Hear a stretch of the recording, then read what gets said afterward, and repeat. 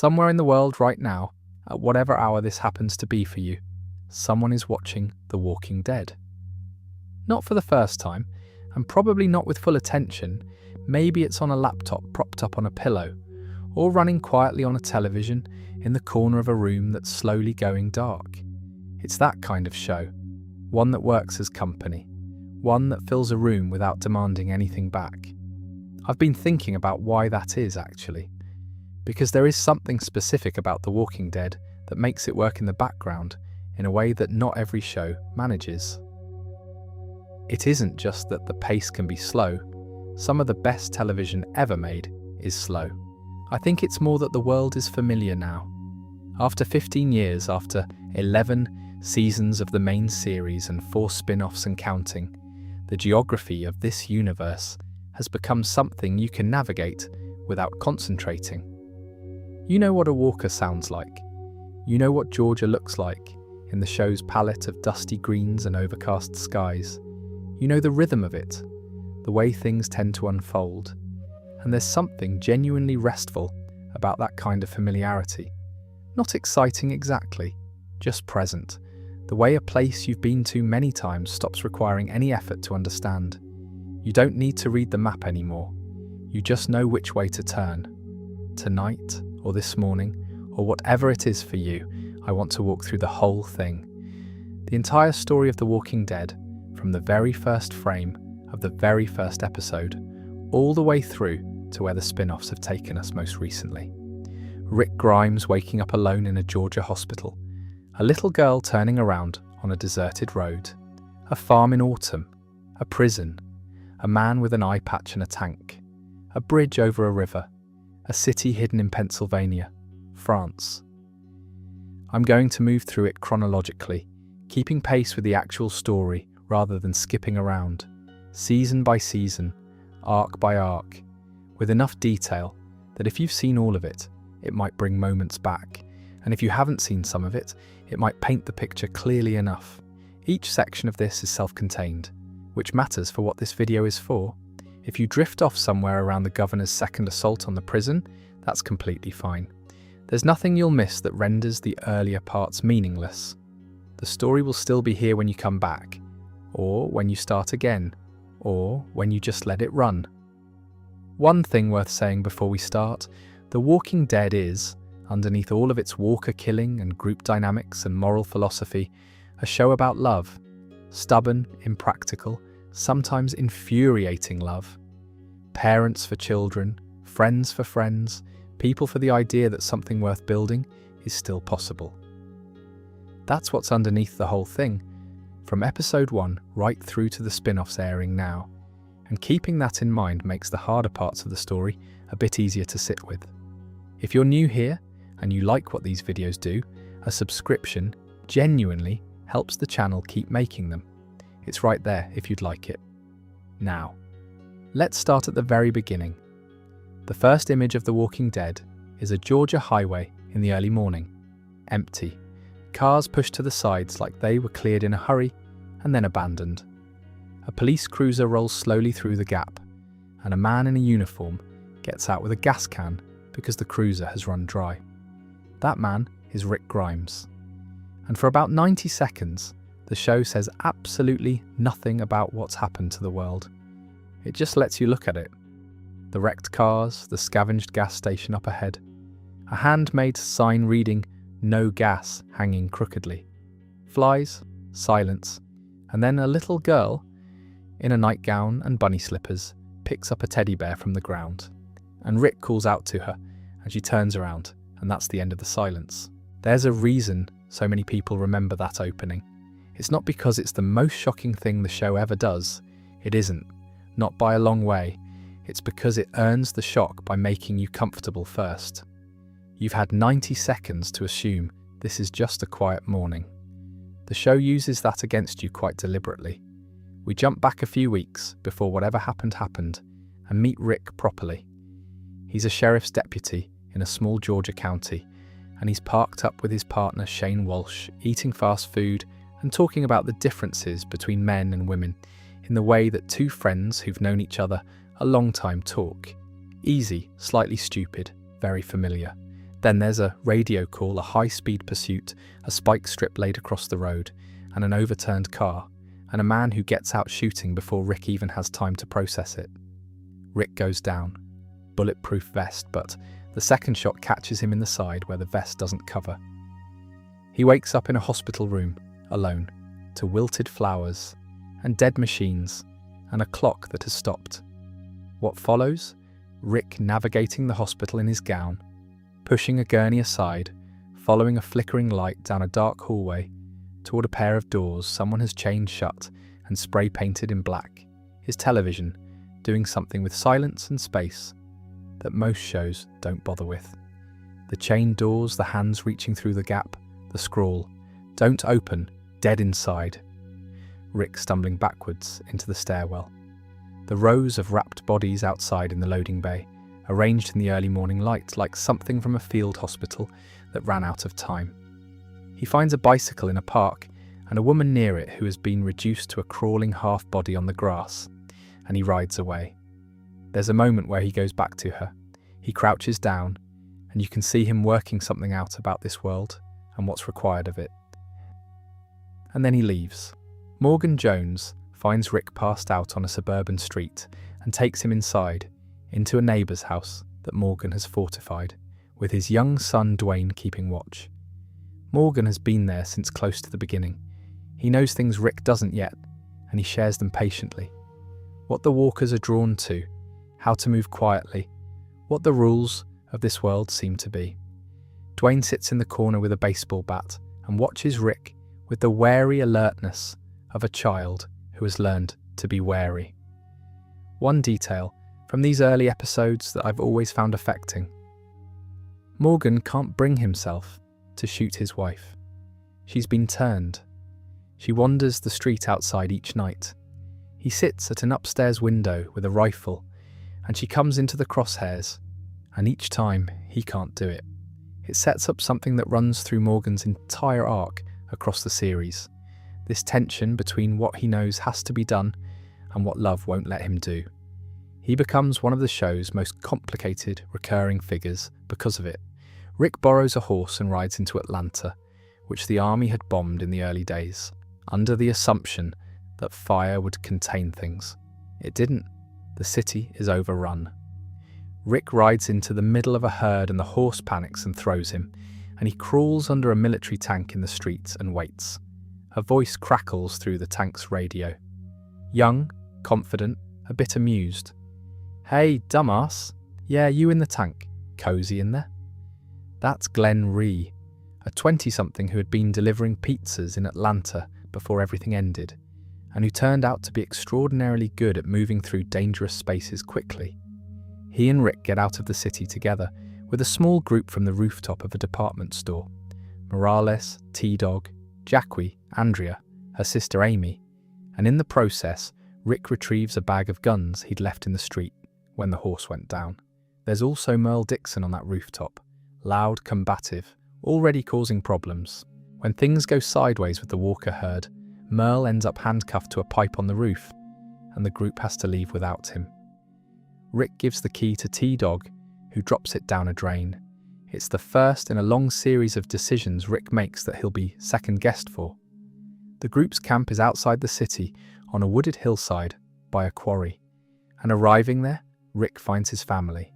His wife Laurie, his son Carl, who is maybe 10 years old, and who runs toward his father from across the campsite with the absolute urgency of a child who had been told this person was dead. Laurie, who had been told this person was dead. Shane, who had told them. The season is 6 episodes long, which gives it a shape and a pace that the later seasons only occasionally match.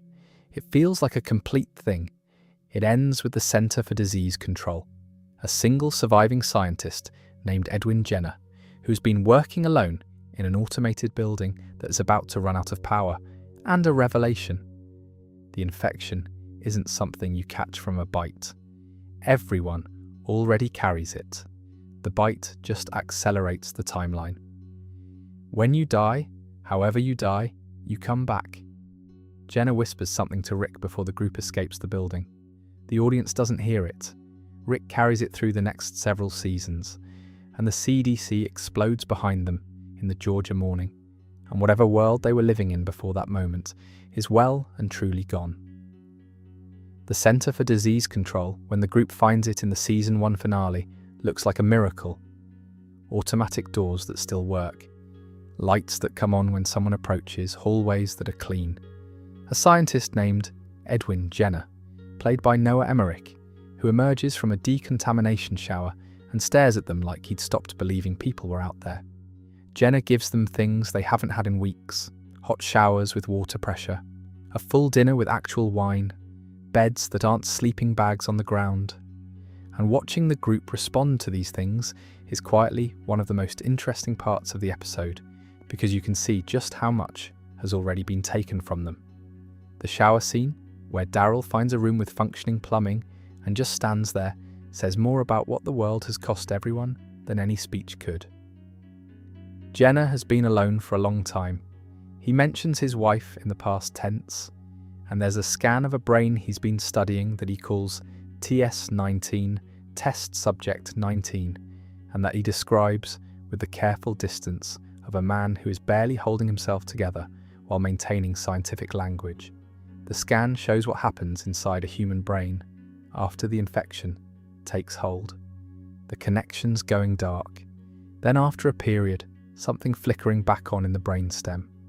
Not consciousness, something much simpler, an echo of a person expressed as hunger. It's one of the show's more interesting bits of world building, because the implication is that a walker isn't what the person was, it's something wearing the shape of what the person was, running on a much older and more basic program. The show doesn't dwell on this too much, but it informs the way the best characters relate to the walkers, the grief of it, the why can't I shoot them of it. Jenner also reveals the thing that the show will carry for multiple seasons. Everyone is already infected. Whatever caused the outbreak, it's inside everyone by now. When you die, you turn. The bite doesn't give you the infection, it gives you a fever that kills you fast, and then the infection does what it was always going to do. This changes things. It changes how you think about every death that comes after, because now every death is a decision someone else has to make. The building is running out of power. When it reaches zero, it is designed to incinerate everything to prevent contamination. Jenner doesn't try very hard to convince them to leave. Jackie, one of the camp survivors, stays with him. The audience never sees what happens to her. The camera is outside when the building goes up. And that absence is its own kind of quiet respect. And in the chaos of evacuating, the windows are sealed. The exits are sealed. Carol has a grenade tucked away that she retrieved from Rick's bag. Jenner pulls Rick aside. They stand face to face for a moment. Jenner says something, and Rick's expression changes, and the scene cuts away. We won't learn what Jenner told him until much later, all the way in the 4th season, when Rick is having one of the worst nights of his life, and he finally says it aloud to Daryl on a prison porch. What Jenner said was, "It's in our blood, we're all carriers." Jenner said, "It's in your blood, we're all carriers," meaning everyone turns when they die. But Rick had already figured that out from context by the time he says it in Season 4, so the weight of the scene isn't really the information. The weight is that Jenner told Rick the truth at a moment when Rick needed someone to be honest with him, and Rick carried that honestly without telling the group. For a long time, the building burns. The survivors drive away into the early morning Georgia light. 6 episodes in, and everything that could ground them, a functioning government, a medical institution, the assumption that there are places in the world still working the way they used to, is gone. What's left is the road, and each other, which is, in a way, what the entire show is about distilled to its simplest form. A detail worth sitting with before we move on. Morgan Jones doesn't follow the group to Atlanta. He and Dwayne stay in the neighborhood, fortifying, surviving. Rick gives Morgan the walkie-talkie and tells him to call every morning at dawn because he'll be listening. Morgan agrees. The show doesn't return to Morgan for 2 full seasons. When it does, in a Season 3 episode called Clear, that stands as one of the better single-episode character studies in the whole run, Morgan has changed in ways that are hard to look at directly and which the show handles with real care. The relationship between Rick and Morgan runs through the entire main series and into a spin-off of its own, and it begins with a man untying his legs from a borrowed bed and saying he'll shoot Rick if he tries anything. It's also worth mentioning Glenn properly before the story leaves Atlanta behind, because Glenn Rhee is the character the show used most consistently to represent the argument that goodness is a form of strength rather than a liability. He was a pizza delivery driver.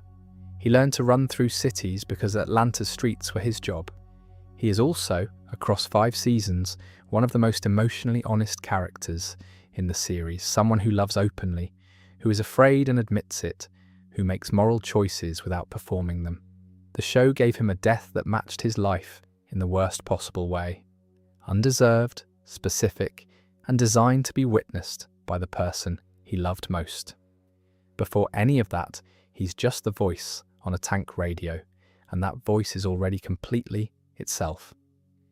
The theme of communication, walkie-talkies, CB radios, hand signals, runs quietly through the first several seasons as the show's way of thinking about what connection means when all the systems that used to guarantee it are gone. Rick talks to Morgan on a radio for 2 seasons, even after it becomes clear Morgan isn't answering. That choice says something. Season 2 opens on a highway. The group is moving in convoy toward Fort Benning, which is Shane's plan, a military installation, defensible, possibly still operational. They drive through an overpass clogged with abandoned cars, and in the quiet of clearing a path, a herd moves through below them. Everyone hides. It almost works. A girl named Sophia, Carol Pelletier's daughter, maybe 11 years old, quiet and careful, breaks cover at the wrong moment, and 2 walkers chase her into the woods. Rick follows. He distracts them, tells Sophia to keep running straight and wait for him by the creek, and then has to lead the walkers away from her. When he gets back to the creek, Sophia is gone. She stays gone for 7 episodes. The search for Sophia is one of the more divisive things Season 2 does, particularly for viewers who came to the show for momentum. Spend 7 episodes looking for one missing child at a farm, when there are walkers to kill and places to be. But I think, watching it now, that's slightly the wrong way to look at it. The search for Sophia isn't really the story. The story is what the farm reveals about every person in the group while the search is happening. The farm is the first time since Atlanta that the survivors have had enough stillness to actually be people rather than just react to emergencies. And people, it turns out, are complicated. The farm belongs to Herschel Green. He is, from his first scene, one of the show's best characters, a large, gentle, deeply religious man whose faith is entirely genuine and entirely tested by the world he now lives in. He's a veterinarian by profession, which turns out to be extremely useful in a world where human doctors are rare and injuries are constant. He has a farmhouse, a barn, a well, land, and 2 daughters, Maggie and Beth, and an assortment of farm survivors he's been sheltering. He also has something in the barn that he hasn't told Rick's group about. Herschel believes the walkers can be cured. He believes this genuinely, not naively. He has thought it through in the theological and medical terms available to him, and he has arrived at the conclusion that the infected are still people, still his neighbours, still deserving of patience and care, until someone works out how to bring them back. This is, to put it gently, not a sustainable position, but his faith is real, and the barn is the consequence of that faith. Meanwhile, Glenn meets Maggie. They go on a pharmacy run together, which becomes something else, which becomes a relationship that will carry a significant emotional weight through the next 5 seasons. Maggie Green is, on first impression, practical and direct in a way that contrasts well with Glenn's slightly anxious kindness. She grew up on a working farm. She learned early that things die and the work continues. She and Glenn are a good pair. The show knew that immediately. Laurie's pregnancy becomes known in these episodes, along with the question of who the father is, which neither the show nor Laurie's expression is particularly clear about, and which the show handles honestly by not making it the centre of the story. What matters is that a child is coming into a world with no hospitals and no reliable food supply, and that changes the calculus of every decision the group makes. Shane has been deteriorating throughout. He was the person who held things together in the beginning before Rick came back, and the return of Rick reduced him to second place in a group he'd been leading. Shane is not a villain, exactly. He's a man who genuinely loves Laurie and Carl, who made decisions under impossible pressure that he can't undo, and who is slowly learning that the version of himself required to survive in this world is not compatible with the version of himself he used to be. He gets worse as the season goes on. He can't stop. It's one of John Bernthal's better performances because you can see the exact line where Shane's logic becomes terrible while never quite losing the thread of why he arrived there. The farm, by mid-season, has settled into a kind of fragile routine. Watches, meals, a breakfast table, children doing lessons. Herschel's reluctant hospitality extending into something that feels, from a distance, like normalcy. And then November's mid-season episode, pretty much dead already, arrives, and Shane throws open the barn doors in daylight. Shane throws the barn doors open on a bright morning, and the walkers inside start coming out, and the group shoots them down one by one, and Herschel watches from outside the circle in something beyond devastation, because these are people he knew, neighbours and family members he had been tending to with the specific hope that they were still in there somewhere. That hope ends in about 40 seconds of gunfire in a Georgia field. And then, last out of the barn, moving through the dust and the noise, is a small girl in a blue rainbow t-shirt. Shuffling, eyes filmed over, a walker, Sophia, is the kind of moment that earns its place in a show's history, not because it's unexpected. By episode 7, most of the audience had started to suspect, but because of how carefully the show had built toward it. 7 episodes of searching. 7 episodes of Carol's quiet, restrained hope. 7 episodes of Rick's determination to find this one missing child as a proof of concept, a demonstration that the group could still protect its own. And the answer was in the barn the whole time, 40 meters from where they were sleeping. Rick steps forward and does what needs to be done, because someone has to, and because he understands by now that this is what leading means. And the group stands in the field afterward in silence. The back half of season 2 is the show working through the consequences of that silence.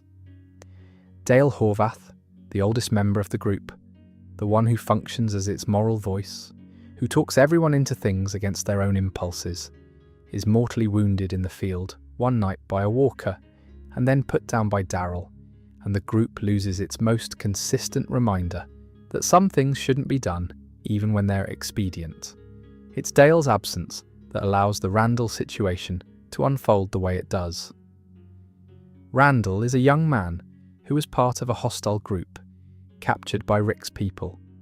The debate about whether to kill him or release him runs through several episodes and maps the group's different positions on how to stay human in an inhuman world. Shane argues that there is no safe choice, but the permanent one. Rick delays, resists, pushes back. Herschel watches. Glenn, newly in love with Maggie, suddenly has a great deal more to lose. Shane, by the end, makes the decision for himself. He takes Randall out into the woods under false pretenses. What happens there is the point of no return for him. Rick finds him.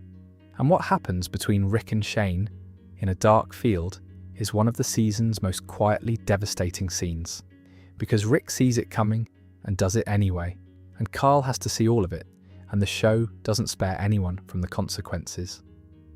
Laurie goes into labour at the worst possible moment, during a deadly walker assault on the prison after the group has already left Herschel's farm, and the farm, which was never quite as safe as it looked, burns when a massive herd comes out of the darkness. The group splinters in the chaos. They regroup on the highway from the season's opening at the pile of cars where Sophia went missing, which is either a nice piece of circular storytelling or a bit on the nose, depending on your mood. In the morning, Rick tells them the truth that Jenna had told him, and then tells them something else. This is not a democracy anymore. The show earned that line. Whether or not you agree with Rick's logic, and plenty of the characters don't, you understand why a man who has done what he just had to do might arrive at that position on a cold highway with a baby to keep alive, and in the distance, barely visible, the silhouette of a prison. The opening of Season 3 is the group working, clearing a suburban house, room by room, methodical, fast, barely communicating because they don't need to anymore. Each person knows their position, knows the job, knows when to move and when to hold. They eat whatever the house had in tins, sleep on the floor, and go out again the next morning. They have been doing this for months. They are extraordinarily good at it. Watching the Season 3 premiere after 2 seasons of the group learning and failing and losing people is like watching a team that has been training finally compete. They're not safe. They won't be safe anywhere, ever. But they're competent in a way that has a specific, quiet satisfaction to it. And when Rick spots the prison through the fence and points, and no one argues because they can all see what he sees. Walls, guard towers, a perimeter, a place. The sequence of clearing the prison yard and the interior blocks in the episode that follows is some of the most purely watchable television the show produced. The prison has a whole wing still in lockdown, a section the walkers never reached, which means cells with actual cots, a medical bay, a laundry room, a kitchen. These things, which any of us would take completely for granted in any other context, are enormous. Herschel walks the cell block and touches the walls, and you can see him calculating what it might mean to actually stop moving for a while. It doesn't go cleanly. There are surviving prisoners in the secure wing, 5 men who had been locked down when the outbreak hit, and who have been surviving in the cafeteria for 10 months on the prison's emergency supplies. They don't know much about what the world looks like now. They've heard things through the prison radio, but not in a long time. Meeting them is interesting because it's the first time the show has given us people who experience the same apocalypse from inside a locked room. Thomas, their apparent leader, is trouble from his first scene. Oscar and Axel are not. And then Herschel is bitten. Moving through a dark corridor, a walker on the ground, a moment of inattention. It gets him below the knee. Rick makes a decision in about 4 seconds and uses a hatchet, and then makes a second and third decision. And Herschel keeps the leg and somehow keeps his life, and spends the rest of the season on a crutch he's made himself, moving through the prison with a cheerful determination to be useful that is one of the show's finer portraits of practical grace. Laurie's death comes quietly. She goes into labour during a walker incursion in the prison block, exactly the wrong moment, which the show acknowledges is always the way, and Maggie has to perform an emergency caesarean section in a boiler room with no equipment and 1 candle, and Laurie has to tell her daughter how to do it, and Carl has to be in the room because there is no one else. What Laurie asks Carl to do after the delivery, what she says to him in the moment before that, the show handles it with real restraint. We stay outside. We hear the single shot. Rick comes through the doors afterward, and his reaction, played entirely without dialogue by Andrew Lincoln, is the kind of acting that doesn't need you to be paying full attention to hit you hard. The baby is Judith, named eventually for Carl's 3rd grade teacher, Judith Mueller, which is somehow both random and perfect. She is alive in a world that should have killed her before she started, and the group treats her with the kind of fierce, slightly desperate tenderness that you might give to evidence that something worth protecting still exists. Rick's grief in the aftermath of Laurie's death takes a form the show doesn't typically allow. He hallucinates. He hears the phone ringing in the prison and answers it, and has conversations with people who are dead. The show plays this completely straight, not as a horror sequence, not with special effects, just as a man answering a phone and talking to voices. It's one of the quieter things Andrew Lincoln does across the entire run, because he plays it as grief that has temporarily overflowed the container and found the only outlet available.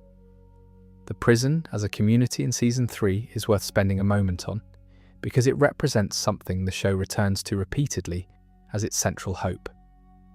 The idea that a group of people can choose to make something together, and that the choosing is itself meaningful, even if what they make doesn't last.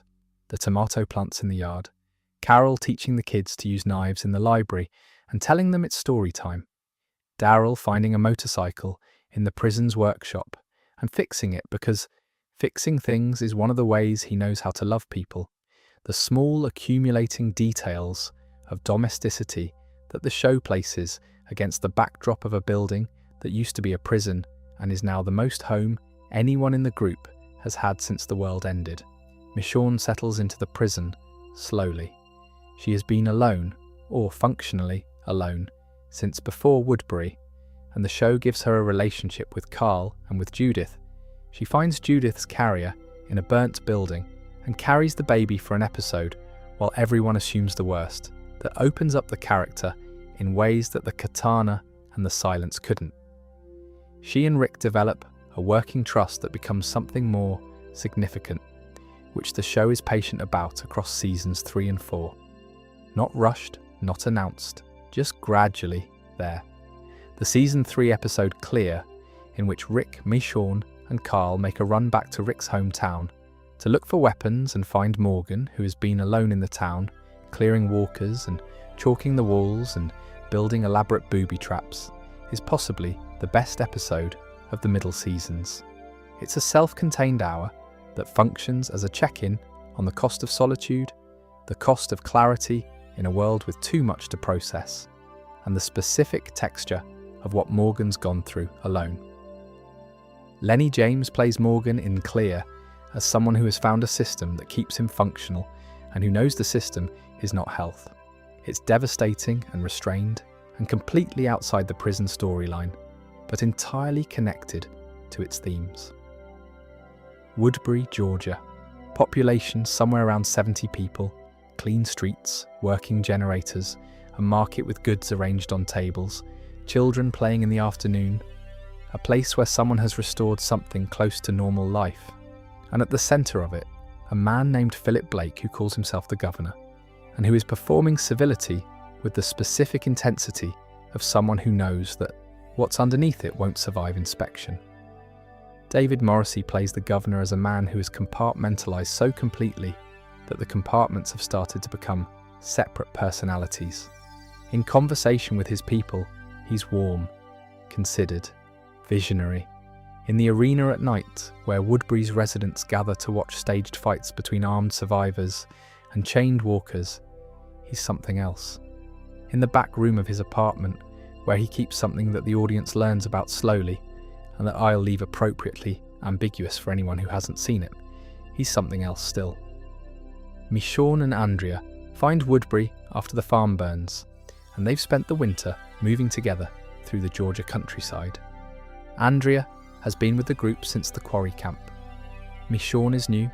She appears in the season 2 finale as a hooded figure in the woods, katana in hand, 2 walkers on chains behind her, with their arms removed and their jaws taken off, which renders them harmless and also allows her to move through herds undetected because they mask her human scent.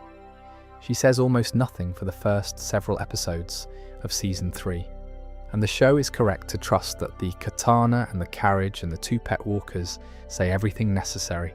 Andrea is comfortable in Woodbury quickly, which the show handles honestly rather than making her stupid. The place looks genuinely good, and she's been walking through winter for months. She falls into a relationship with the governor, which is the kind of decision that makes sense if you haven't seen the back room and don't have Michonne's instincts. Michonne never trusts the place. She's right, she gets out. Meanwhile, Rick's group has found the prison, and the dynamic that follows is the season's structural engine. 2 communities, one honest about what it is, one presenting a false face, on a collision course that both leaders understand is coming even as they try to negotiate around it. There's a meeting between Rick and the governor, a remarkable scene in a feed store. 2 men sitting across a table from each other, trying to read the situation, while both knowing there's no version of this that ends peacefully. Rick is a former cop, the governor is a former man. They are not the same kind of leader, and the show understands that difference clearly. Merle Dixon turns up in Woodbury as one of the governor's lieutenants, which complicates things considerably. Daryl, who has been quietly becoming one of the group's most essential people, is very much still in the prison. The Dixon reunion, when it happens, is one of the season's better character scenes. Two brothers who have spent a long time not dealing with anything, finding themselves face to face with everything. The arena sequence where Daryl and Merle are forced to fight each other while Woodbury watches is the point of no return for the governor's public mask. Before that moment, you might argue there was a version of him who was just a tough pragmatist, making hard choices for his community. After it, no. The arena is the governor showing his community what he actually thinks of them, which is that they need spectacle more than they need honesty, and that he's happy to provide it. Andrea gets closer and closer to the truth throughout the back half of the season. There's a scene where she's alone with the governor, and she has a knife, and she comes very close to doing what Michonne would have done without hesitation, and she doesn't. It's the most tragic decision she makes in the show, and the show earns the tragedy by making you understand exactly why she made it. The assault on the prison, the governor's first attack, in the mid-season finale doesn't go the way he plans. Rick's group knows the building. The governor's people are driving through a layout they don't understand, in the dark, firing at walls. The prison group disappears into corridors and comes back from unexpected angles. It's messy and loud, and nobody really wins, and the governor drives his convoy back to Woodbury and massacres most of them on the road because they weren't prepared to fight, and he can't accept that. That moment, the governor shooting his own people in a field, is the scene where any remaining ambiguity about him collapses. Before it, you could read him as a ruthless pragmatist who had built something real. After it, he's just a man who kills people when they inconvenience him.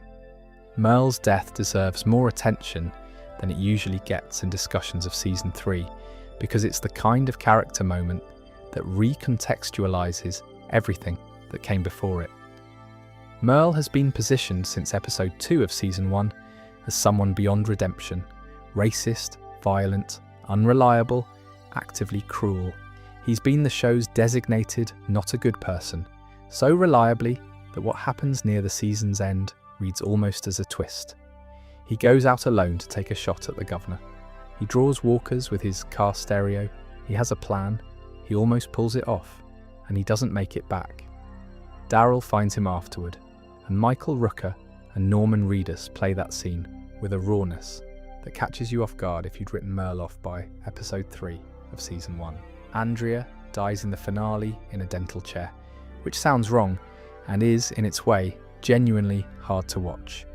She has spent the whole second half of the season trying to broker peace between the prison and Woodbury, moving between the two places with a determination to find the version of events where nobody else has to die. She gets so close to making it, the show lets the door close a few seconds too late, which is the cruelest possible version of that story.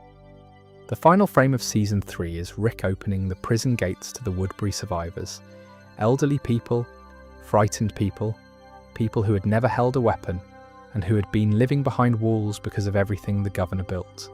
Not fighters, mouths to feed.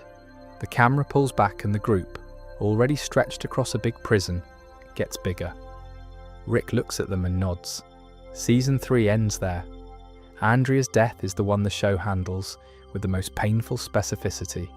She has spent the whole back half of the season moving between the prison and Woodbury, trying to find the negotiated version of events where nobody else has to die. She gets closer than anyone has a right to expect. In the finale, she's alone in a room with Milton, the governor's scientist, who has been quietly sympathetic throughout, and he's been left for dead and is turning, and Andrea has her hands bound behind her chair, and she's trying to get free before Milton turns enough to be dangerous. The show holds on this for longer than is comfortable. She almost makes it. The door opens. The others find her. It's the cruelest kind of near miss the show could have written for her, and it earns the grief. Merle's death, which happens a few episodes before the finale, deserves a second mention here in context of the war, because it's what sets the season's ending in motion. He goes out alone, doesn't tell anyone, doesn't ask permission, and uses his van stereo to draw walkers behind the governor's convoy as a distraction, trying to get a clean shot. He almost pulls it off. He doesn't make it.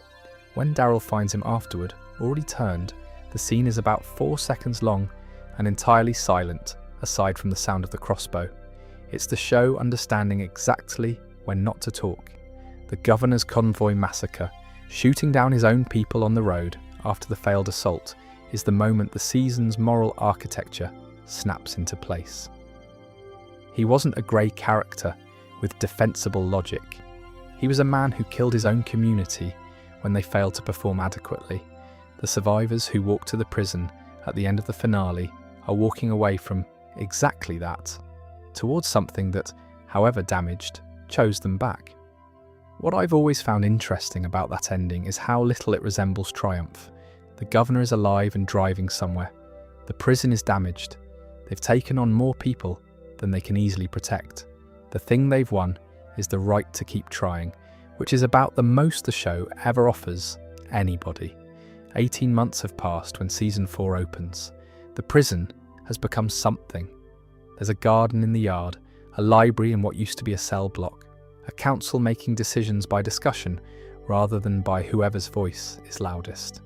Children are having lessons. Pigs are being kept for food.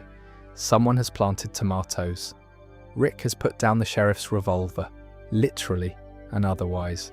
He's been farming, keeping distance from the decisions, letting the council handle things. His son Carl has grown considerably, which in the show's floating sense of time means Norman Reedus has a slightly longer fringe and Andrew Lincoln has a beard. But more importantly, it means that the boy who shot Shane in a field and shot his mother in a boiler room is now a young teenager trying to work out what kind of person that makes him.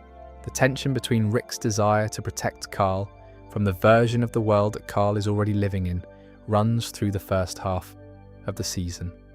Then the flu arrives. Someone in the prison catches something, and by the time they've figured out what it is and who has it, it's moved through the population. People are quarantined in cell block D. People are dying from the fever before anyone can help them, and turning in the cells and the nightmare compound of a confined space and a fast-moving infection is handled by the show with real care. The flu isn't just a plot device, it's the show reminding you that the walkers were never the only threat. Herschel is extraordinary in these episodes. He walks into the quarantine zone with elderberry tea and calm, methodical comfort, even though he absolutely does not have to, even though the rational choice would be to stay outside the line. When Rick asks him why he went in, Herschel says something about not being able to just sit. There's a scene of him moving between cots in the dark cell block, checking pulses, murmuring reassurances, doing the small things. No weapons, no heroics, just the work. It's one of the show's quieter celebrations of what it means to be genuinely good. And then, several weeks' drive away, in a camp by a lake, a man with a beard and an eye patch is watching fire. The governor returns in a 2-episode arc that functions almost like a separate short film, dropped into the middle of a season. He's been wandering. He found a family, a woman named Lily, and her sister Tara, and their elderly father, and a small girl named Megan, and something in finding them has given him a purpose that isn't destruction, at least for a while. Watching the governor try to protect this family, while whatever he actually is keeps surfacing through the effort, is genuinely uncomfortable in the way that good character work should be. You don't trust him. He doesn't trust himself.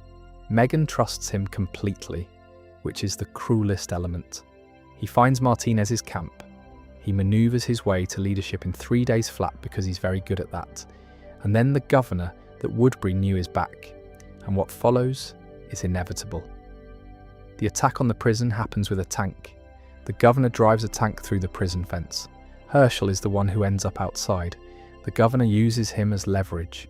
as a demonstration of intent, and when Rick tries to negotiate a peaceful handover of the prison, tries to say that they can all live there together, the governor listens for just long enough to establish what Rick's terms are, and then he doesn't take the deal. Herschel's death is the one that the show never quite recovered the emotional authority of, not because of how it's handled without softening, but because Herschel, over 3 seasons, had become the moral centre of the group in the way Dale had tried to be, but couldn't quite sustain.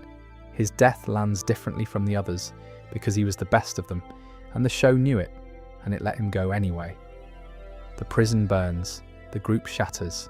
Judith's carrier is found in the yard, bloody and empty.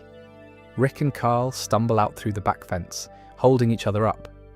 Everyone else is somewhere in Georgia, in small groups of 2 and 3, with almost nothing, and the road signs for a place called Tourmignus have started appearing on the trees.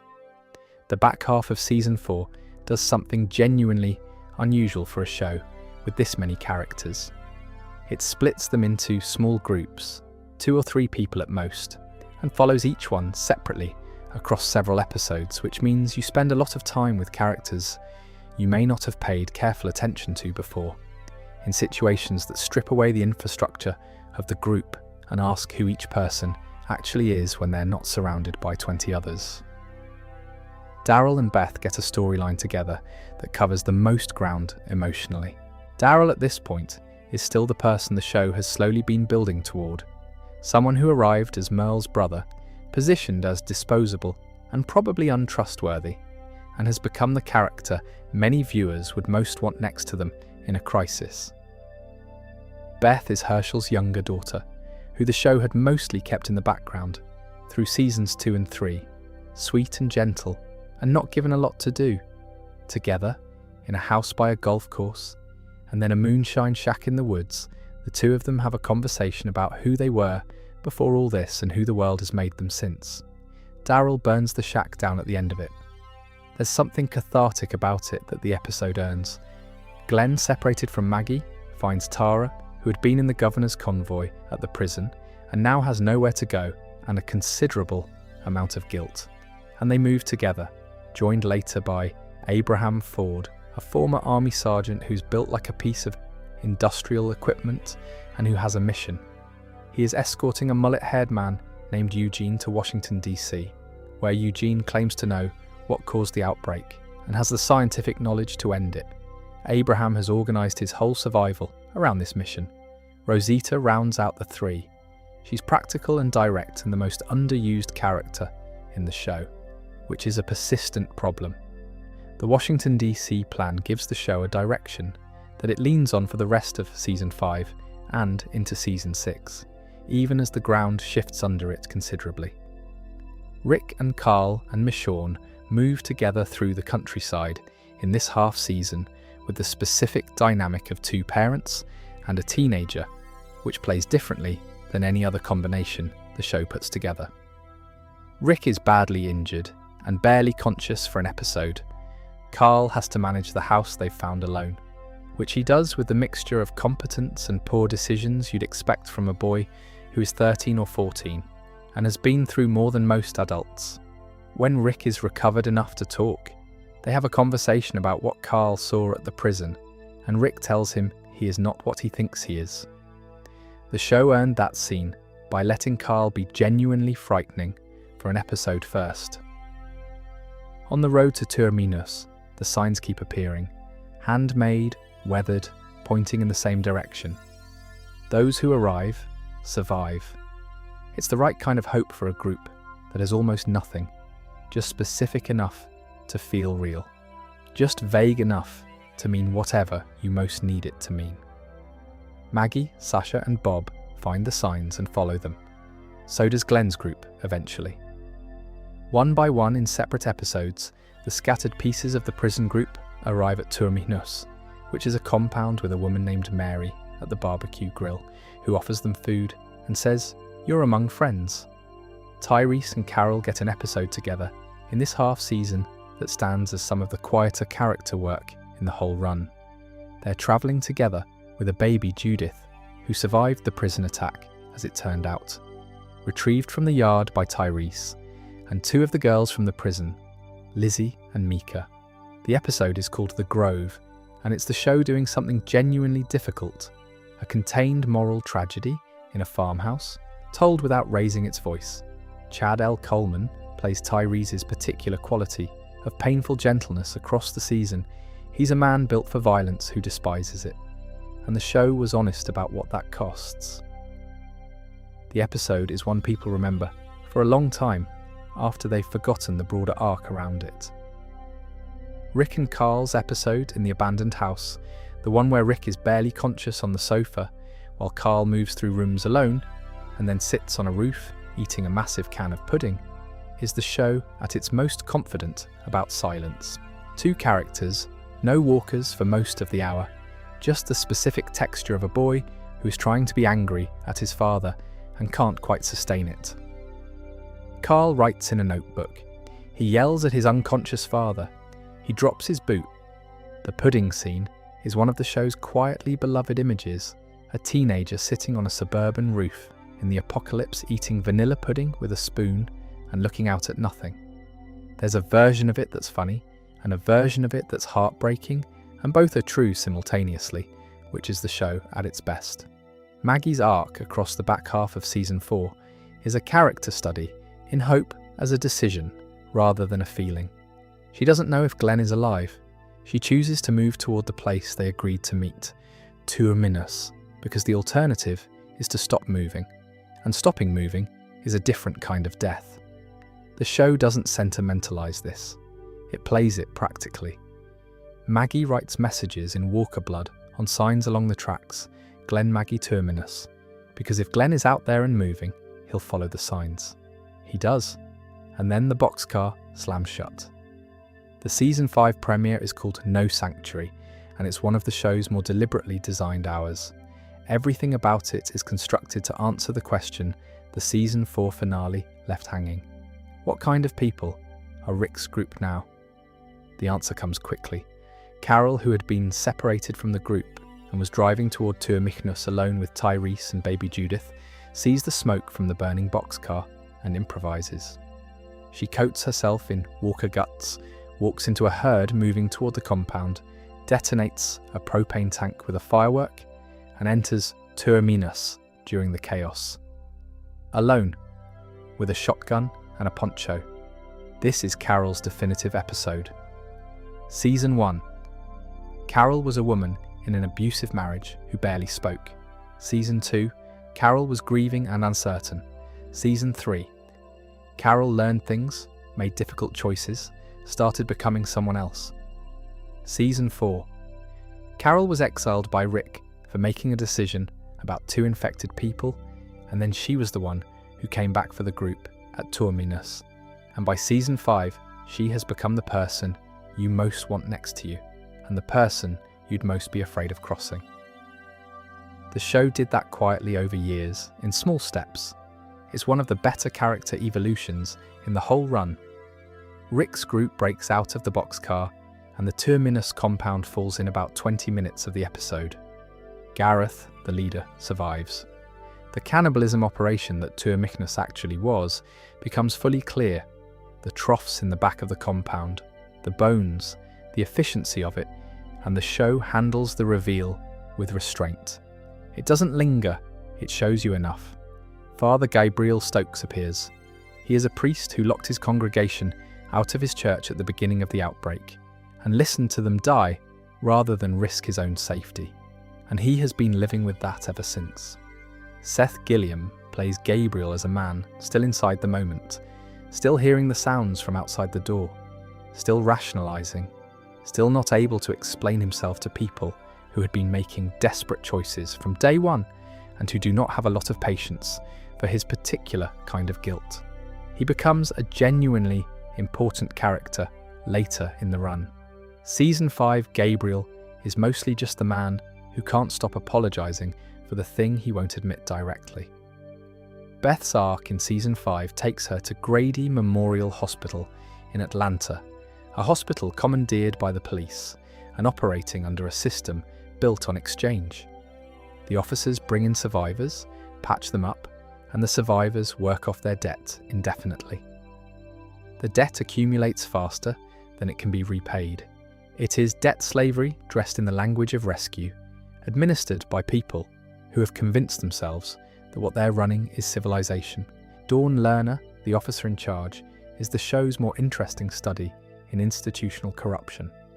Not someone who started evil, but someone who built a system that required violence to sustain itself, and gradually became the violence. Beth observes all of this and acts accordingly.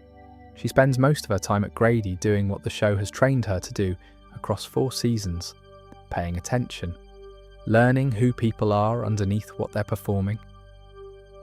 Beth's death happens in a hospital hallway, a single reflexive moment, a decision that couldn't be taken back. Daryl carries her out. The group is standing in the hospital hallway waiting. They had just made the exchange. They thought they were leaving with her, and there is nothing to be done about any of it.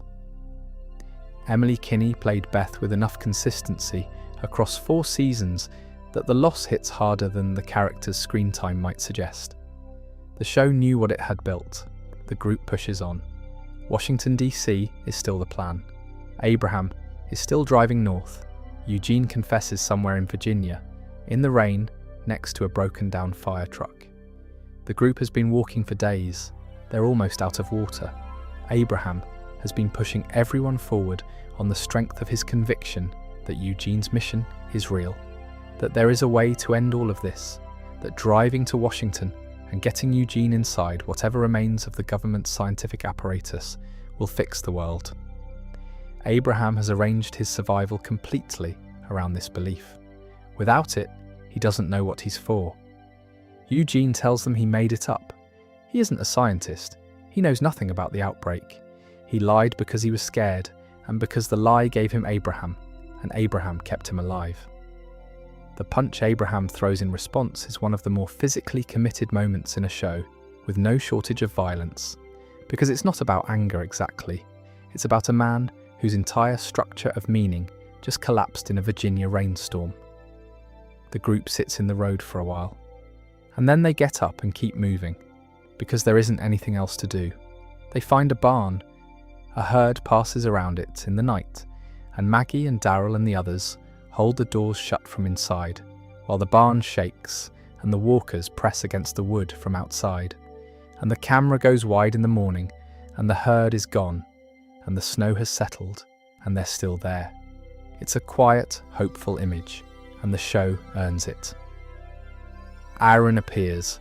He's been following the group, documenting them, and he is an emissary from a community called the Alexandria Safe Zone in Northern Virginia.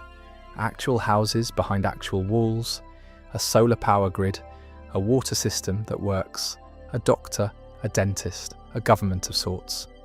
He's been watching how the group handles themselves on the road, and they've been watched by a community before, so the group's reaction is suspicion and wariness, which is reasonable. But Alexandria is real. It has 2-story houses with guest bedrooms. It has pantries. Alexandria has a cast of supporting characters who matter beyond the season they're introduced in. Spencer Monroe, Deanna's son, sullen and resentful of Rick from the moment he arrives, is the show's portrait of privilege that doesn't translate. A young man who had status and resources in the old world, and who discovers that neither is worth much in the new one, and who can't quite adjust to the revaluation. His arc is not long, but it's precise. Jessie Anderson is Pete's wife, and the show is careful about her. She's intelligent enough to see what Rick sees, and cautious enough to know that acting on that seeing has a cost. Alexandra Breckenridge plays her with a specific controlled sadness that makes the character more than the plot function she could have been reduced to. The children, Ron and Sam, carry the weight of what their father's violence produced. Ron's anger and Sam's fear are different expressions of the same damage. Father Gabriel's confession to Deanna, in which he warns her about Rick's group, cites specific incidents from the road that he frames as evidence of danger, is the show being honest about what a genuinely good person looks like when fear overrides their values. Gabriel is scared. He makes a bad choice. The show doesn't excuse it.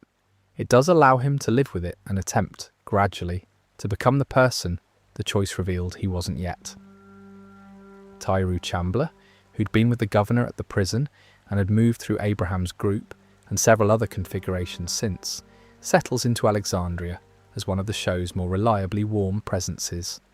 Alana Masterson plays her with an openness that functions as a counterweight to some of the season's heavier character work. She is also, in her quietest moments, genuinely funny, which is an underrated quality in a show that has a lot of genuinely funny people buried in its ensemble. The question of how Alexandria handles Pete's abuse and what Rick's intervention means for the community's relationship with its own rules is the season's moral problem, and the show presents it with more complexity than the plot summary might suggest. Rick is right about Pete. Rick is also the most frightening person in Alexandria by the end of the season. Both things are true. Deanna's final decision isn't about who's right, it's about who's necessary. The show understands the difference. Deanna Monroe, a former congresswoman from Ohio who helped build the place after the outbreak began, interviews each of them on camera when they arrive. And the interviews are peculiar and affecting because the group hasn't talked about themselves as individuals to anyone in years. They've been the group. Inside Alexandria, they're briefly separate people again. Rick's assessment of Alexandria is mixed from the first day.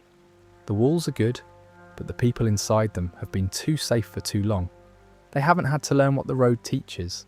They're competent at the world that used to exist and underprepared for the one that does. He's right. He's also frightening to them in ways that aren't entirely unfair. The conflict Alexandria contains, underneath the clean streets and the community meetings, is a man named Pete Anderson, a surgeon, which makes him valuable, and a man who hurts his wife, which makes him a problem. Rick sees this almost immediately.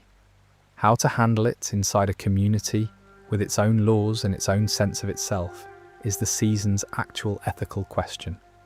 Rick's solution is not subtle, and it leads to the scene at the end of the season where he stands at the community meeting making the case for why Alexandria needs to change how it thinks about its own safety, and a walker appears through the gate, and Rick holds it up as evidence. Deanna, watching this, makes a decision. The season ends with Rick still inside Alexandria's walls, which is itself a kind of answer. Season 6 opens with a problem of scale. There is a quarry about 20 miles from Alexandria, a giant sinkhole, really, that has been acting as a natural funnel for walkers for years. The walls of the quarry have been holding a herd of several thousand walkers inside it, and those walls are deteriorating. When they go, the herd will move toward the nearest concentration of noise and warmth, which is Alexandria.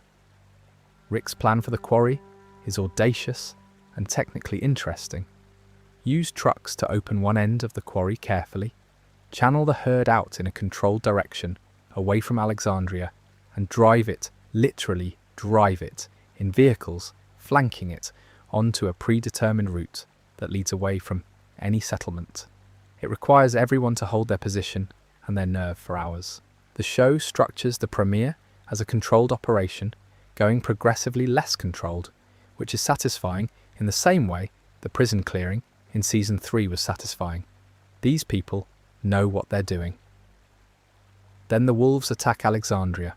The wolves are a group of survivors who have embraced the philosophy that they are the most dangerous thing in the world, and that civilization was always artificial, and that the correct response to the apocalypse is to become a force of nature rather than try to rebuild what nature destroyed.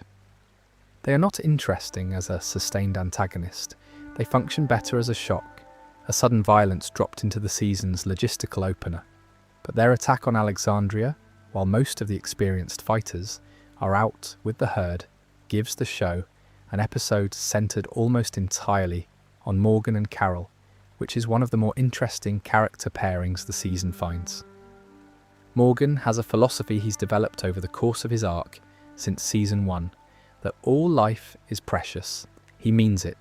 He lives by it with a consistency that the show respects even when, especially when, the people around him find it maddening. During the wolf attack, Morgan moves through Alexandria Without killing, redirecting, disarming, trying to talk, Carol moves through the same attack, killing efficiently and making no apologies. Both approaches save lives. Both approaches cost lives.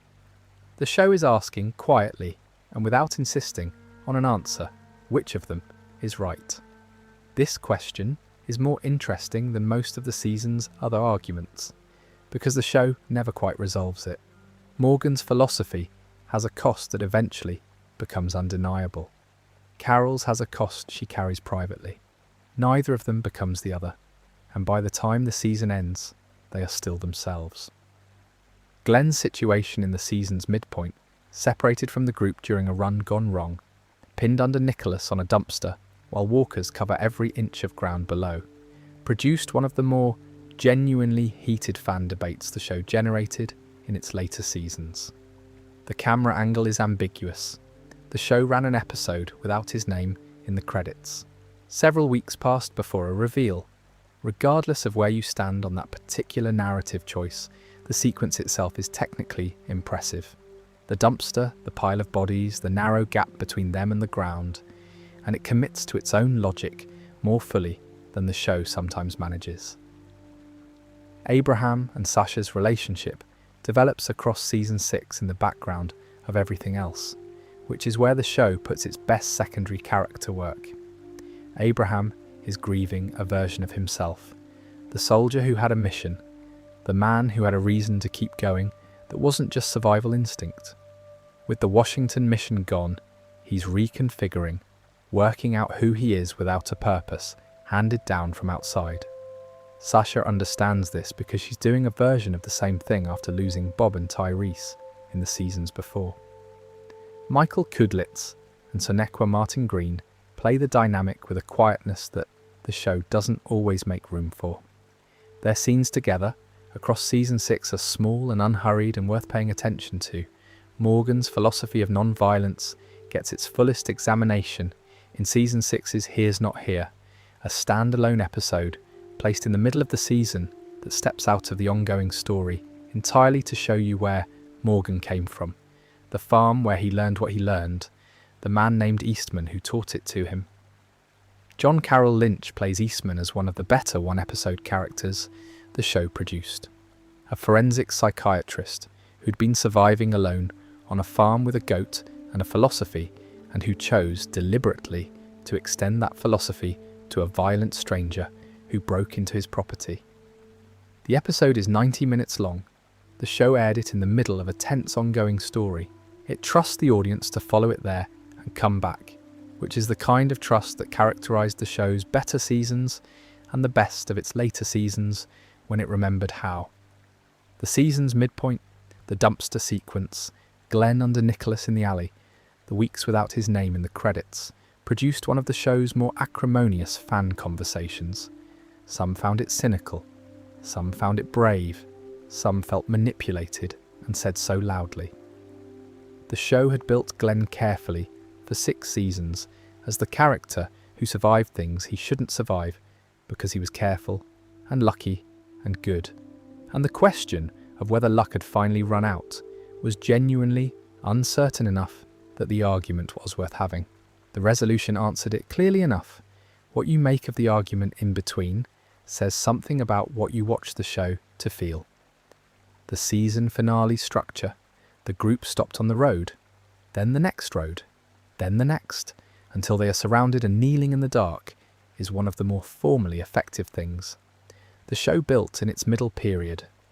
The sensation of a net closing, which the episode had been developing for 40 minutes through a series of increasingly desperate redirections, is almost physically uncomfortable by the time the vehicles and the people and the lights have all converged in that clearing. It's the show being very good at orchestrating dread, which is one of the things it was always actually best at, whatever its other inconsistencies. The season's most important structural development is what it doesn't show. The saviours appear in the back half, a raider group who take a tribute from the hilltop community in exchange for protection, whether the hilltop wants protection or not. Daryl on the road encounters a band of them and doesn't survive the encounter cleanly. A doctor named Denise is killed by an arrow meant for Daryl. The show is building towards something it's been planning since the midpoint of the season, and the final episode delivers it in the most deliberately uncomfortable way the show had yet managed.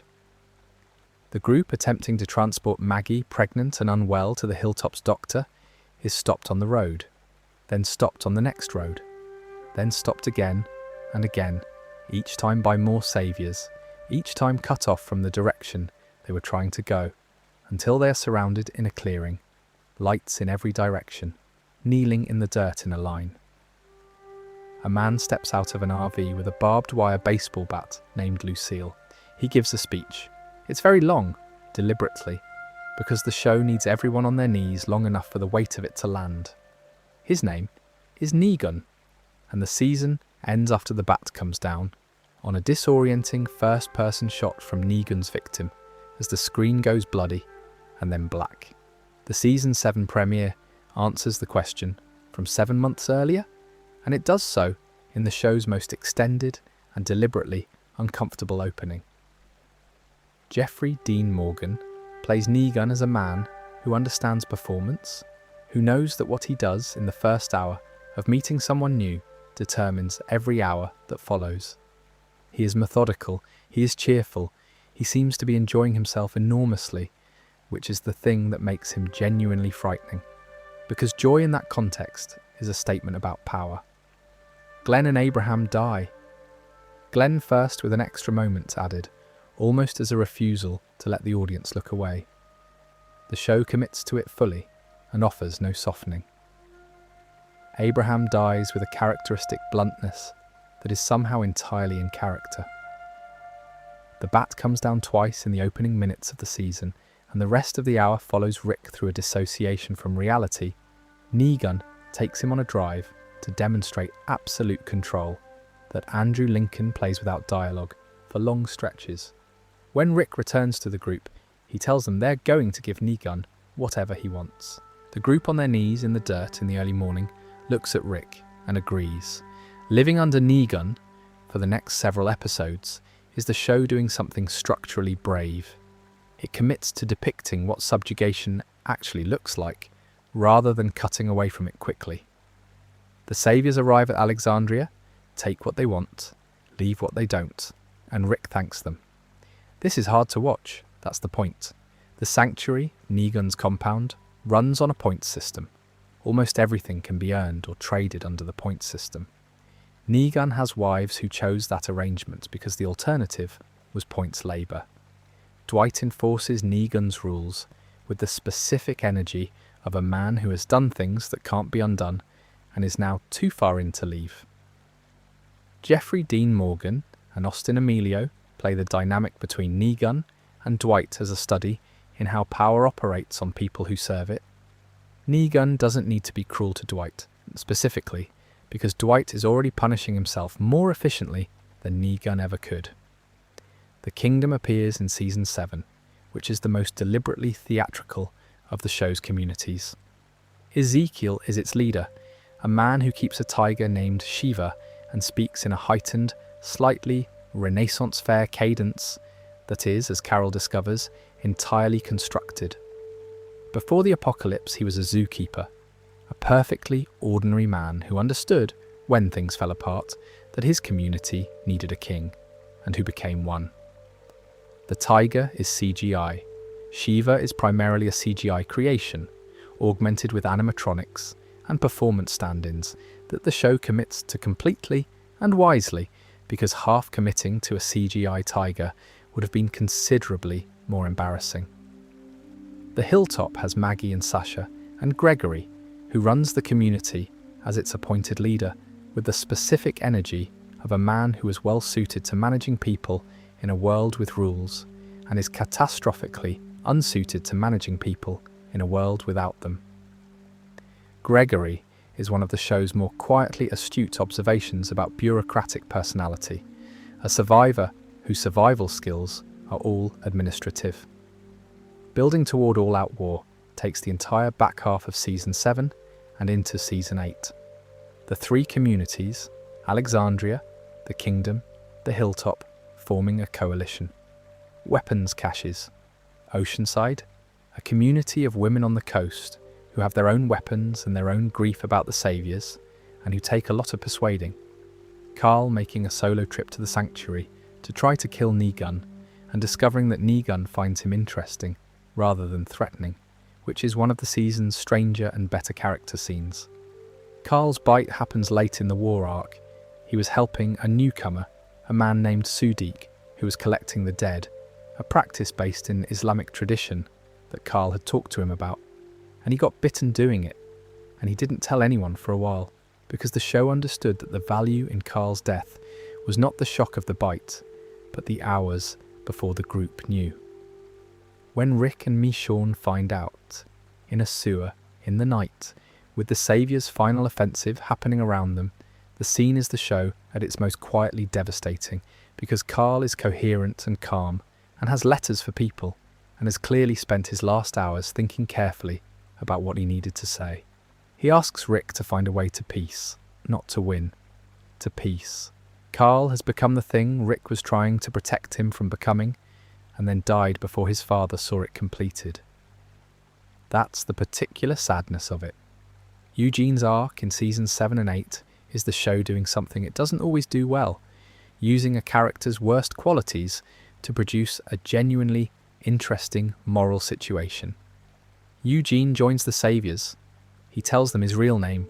He makes bullets for them. He eats their food and sleeps in their beds and has access to information the group needs.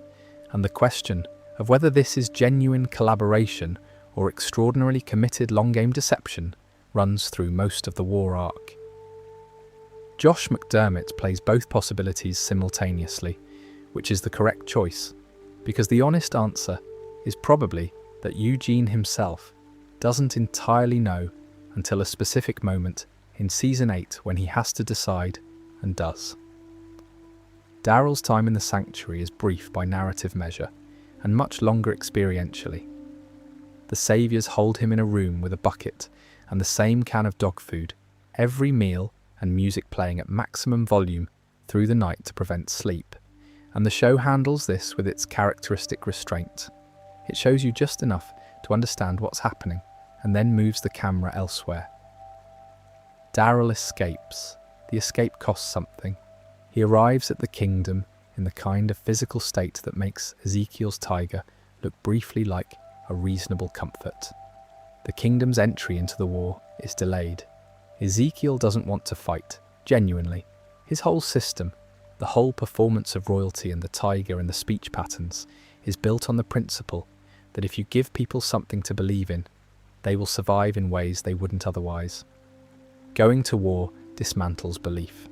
It replaces it with fear and grief and the specific disillusionment that comes from finding out that the king is a zookeeper who built a crown out of desperation. He goes anyway, eventually. The kingdom pays a price in the battle at the satellite outpost that Ezekiel has been dreading and that the show doesn't spare him from. Season 8 has structural problems.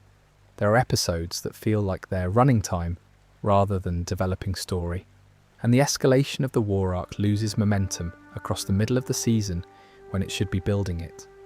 What works anyway? The character scenes. Any scene with Negun and Carl. Any scene with Maggie making decisions. Gabriel, trapped with Negun in a trailer surrounded by walkers, having an extended conversation about morality that shouldn't work as well as it does given the circumstances. Eugene doing very small acts of resistance while maintaining total deniability. The season's best sequence is probably the opening of How It's Gotta Be, the mid-season finale, a 20-minute extended action set piece in which the Saviours simultaneously assault all three communities in the same night, and the show cuts between them in real time, and the feeling is of watching a coordinated thing go wrong in multiple places at once. Not elegant exactly, more like the controlled chaos of a battle, where the plan met reality and the plan lost but the people mostly survived. All Out War ends with Rick sparing Negun, a piece of broken glass to the throat, enough to knock him down, enough to stop the war. Sudik stitches Nigun back together. Rick says in front of both communities that they're going to build something new, that this is the start of something. People stare. Maggie, who had every reason and every right to want Nigun dead, stares at Rick and then at Daryl, and the look between them says something the show won't address until 2 seasons later. A year and a half after all-out war ends, the world looks different in ways that are genuinely hopeful and also clearly fragile. The 3 communities have been working together on a shared infrastructure project, a bridge over a river, which would connect Alexandria and the hilltop and the kingdom into a functional trade network. It's unglamorous work, timber, concrete, manual labour in the Virginia heat. But it's what the show has been building toward philosophically since Rick made his speech at the Alexandria town meeting in Season 5, about what this world could look like if people chose to build it that way. Rick is running the project. He's also managing the reintegration of former saviours into the community, which not everyone agrees with. Maggie, at the hilltop, still refuses to accept the logic of keeping Nigun alive. Daryl aligns with her. The tension between what Rick is trying to build and what Maggie and Daryl feel justice requires is the season's central conflict. And it's handled honestly. No one is simply wrong, and the show doesn't insist that one position is obviously correct. The saviours who are reintegrating are not doing so smoothly. Some resent it, some have never learned any way of relating to people that doesn't involve the power structure they grew up in under Nigun.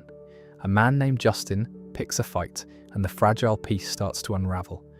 Rick is mediating everything constantly, managing his own frustration, trying to hold together the vision he articulated over Nigun's bleeding throat, and which is getting harder to maintain as it comes into contact with actual people's actual grievances. There's a herd. There's always a herd. The bridge has been drawing walkers because of the noise and the activity, and the bridge becomes a place where the herd can be channeled and managed. The plan is working until it isn't, and Rick ends up alone on a horse on the bridge with the herd coming and no way out that doesn't cost something significant. Rick Grimes, at this point, has been played by Andrew Lincoln for 8 seasons and approximately 130 episodes. He's been the show's centre of gravity, the person almost everything else orbits. The show knows this. The way it handles his exit from the series is unusual. Not a clean death, not a resolution, not an ending, because the show was already planning what would eventually become the Ones Who Live spin-off, and because leaving the door open was the only way to let Rick go without closing off the character's future. A helicopter takes him injured, away from the bridge. The bridge explodes. The group below thinks he's dead. Michonne doesn't accept it. She searches. For a long time she searches, and then she stops searching outwardly and begins carrying it inwardly. And the version of Michonne that appears after the season's time jump, 6 years further on, is a woman who has built walls around herself with the same determination she applies to everything. She has a son named RJ, named for Rick. She has Judith. She has Alexandria. Where she is now, the law, the voice of reason, the person who holds things together. She is also alone in a way that the show handles with real care. Judith has grown into her father's hat and her mother's precision. Danai Gurira was able to come back for significant time in Season 10, and Kaylee Fleming as Judith across Seasons 9 and 10 is one of the better child performances the show produced. Judith knows her father is out there. She talks about it with the certainty of a child who has decided that the alternative is not available. The whisperers don't announce themselves. They appear gradually, at the edges of things, at the border between known territory and the woods that the communities have learned to treat as ours, sort of, when the walkers aren't too thick. The first sign is a herd that moves strangely, not randomly, not following sound, but with a direction, purposeful. Which walkers are not. Alpha leads them. She is a woman who has concluded that civilization was not a development in human history, but a deviation from it, and that the outbreak is not a catastrophe, but a correction, and that the correct response is to become what the world actually is now, rather than pretend the old world can be rebuilt. She calls herself Alpha because names are remnants of the world that lost. Her daughter calls herself Lydia, which Alpha considers a concession to sentiment, and the show considers a detail that tells you everything you need to know about where each of them actually is. Beta is her second in command, a large man who wears a walker skin mask that covers most of his face. The show is careful about Beta for a long time, showing his physical presence and his authority without explaining his history.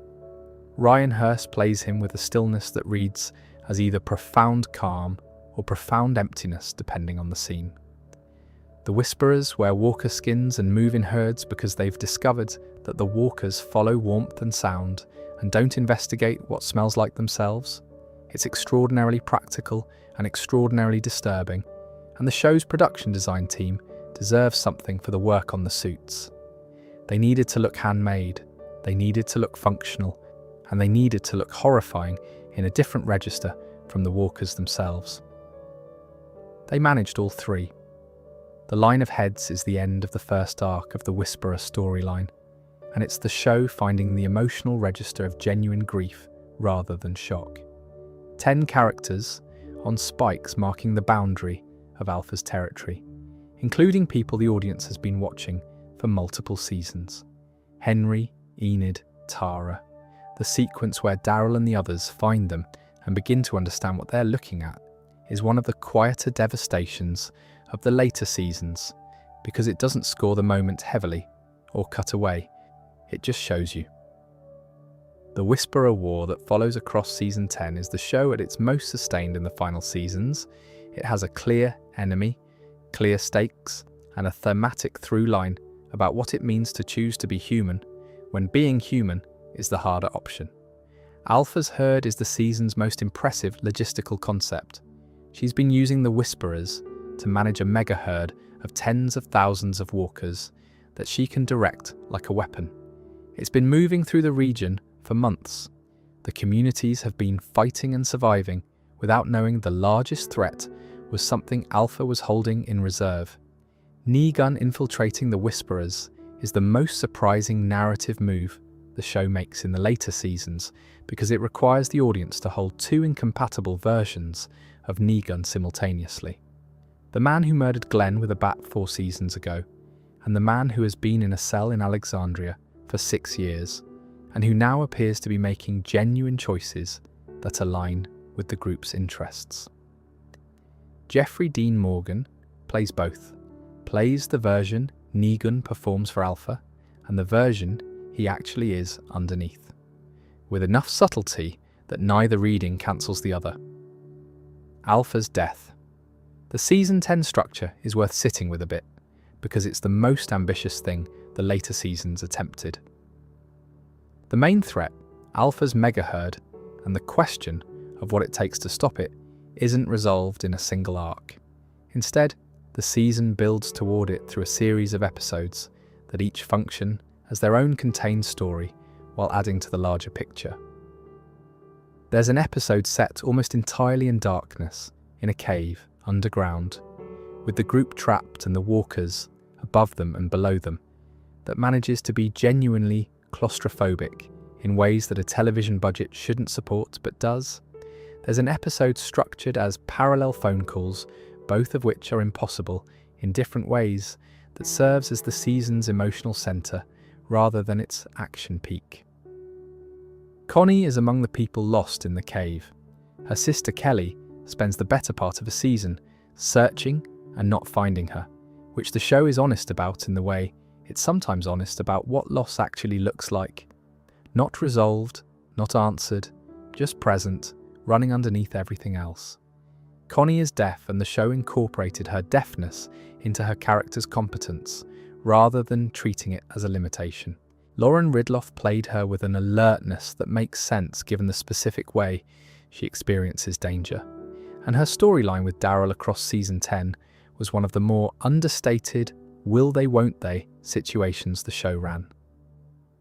Aaron and Gabriel's relationship in Season 10 is a small earnest subplot that the show drops into the middle of the war arc like a palate cleanser. Two men who came to Alexandria from opposite directions. Aaron as an emissary Gabriel as a priest hiding guilt, finding each other in the middle of something terrible and being, briefly, uncomplicated about it. The show doesn't make a large deal of this. It's there, it's warm, it moves at its own pace. The later seasons are better at this kind of thing than the middle ones, where every relationship had to carry plot weight.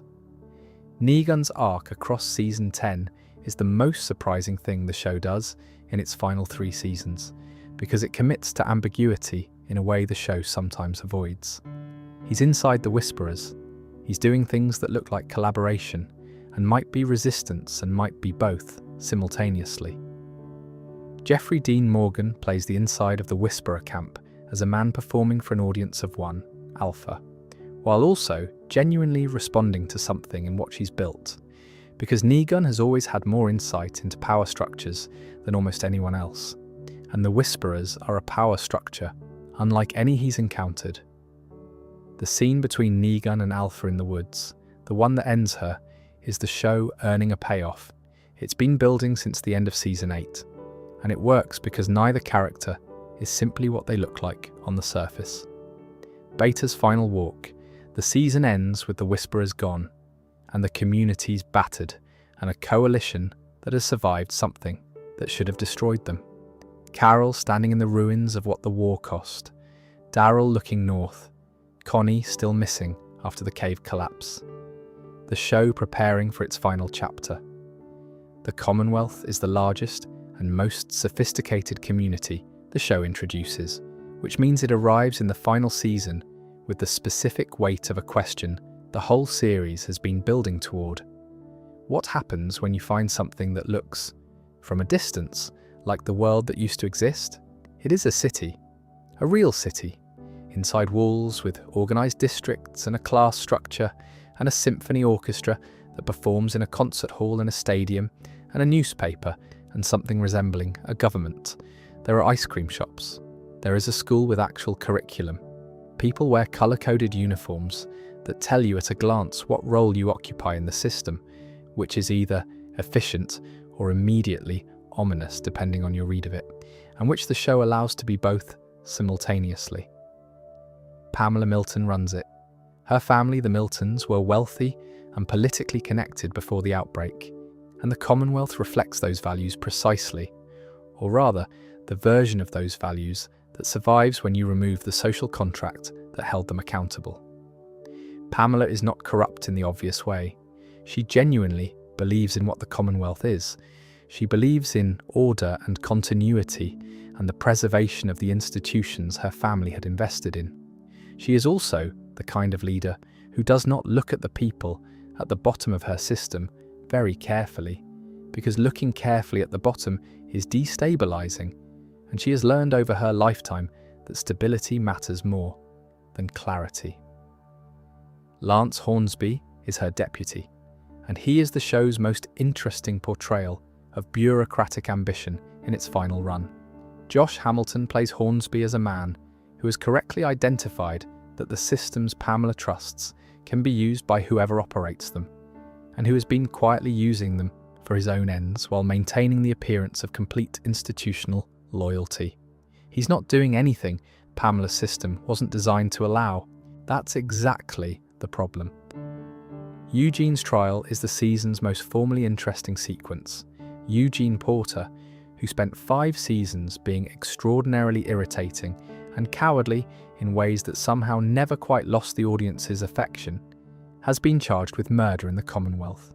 The trial is real, conducted with something resembling due process, and the outcome is uncertain in the way that legal proceedings in a functioning society are uncertain. It's the show making the argument that the return of formal institutions is both good and terrifying, depending on who controls them. The variant walkers appear in the final season, evolving in ways the show had been seeding for several seasons. They run. They open doors. One, in a particularly unnerving sequence, picks up a rock. The show handles this carefully, not as a full reveal of some new threat, but as an indication that the world is still changing, that the rules the characters have learned are not fixed. The walkers have always been more interesting as a condition than as an enemy, and the variant development is the show's last reminder that the apocalypse is not a static event but an ongoing one. The Commonwealth's class system is the show at its most overtly political, and it handles the material without being preachy about it, which is harder than it sounds. The colour-coded uniforms that designate rank are visually elegant as a production choice, and thematically legible as a commentary. You know within 2 seconds of meeting someone what place they occupy, and the show is interested in the people who were assigned a place and accepted it, the people who were assigned a place and resent it, and the people who were never assigned a place at all. Maggie's group, arriving at the Commonwealth without prior affiliation, are in that third category, which makes them immediately uncomfortable to the system. Princess is one of the better additions to the cast in the final seasons. She arrived in season 10 as a strange, hyperactive woman, living alone in a neighbourhood she'd been surviving in by herself, and the show gave her the specific quality of a person who's been too alone for too long, and is compensating with volume and enthusiasm. By the time she's navigating Commonwealth politics in season 11, having formed a relationship with the Commonwealth's communication officer, Mercer, she has become someone considerably more complex without losing the essential quality that made her interesting first. Yumiko's arc in the Commonwealth is the show acknowledging that not everyone who matters to the group functions as a fighter. She's a lawyer. The Commonwealth has actual legal proceedings. The intersection of those two facts produces her storyline, and the show is competent enough to understand that legal competence in a post-apocalyptic world is a form of power as interesting as physical capability, if not more so. Ezekiel's cancer diagnosis runs through the Commonwealth arc quietly. He has been managing it, telling almost nobody, finding in the Commonwealth's medical resources the first real treatment option he's had access to. The storyline is handled with the same restraint as most of Kari Payton's work across the show. The emotion is present, it's just not announced.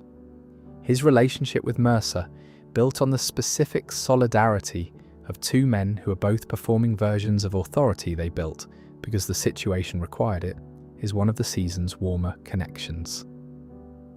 Gabriel's evolution from terrified priest to Alexandria's judge and moral authority is the show's most extended character rehabilitation, running across 7 seasons.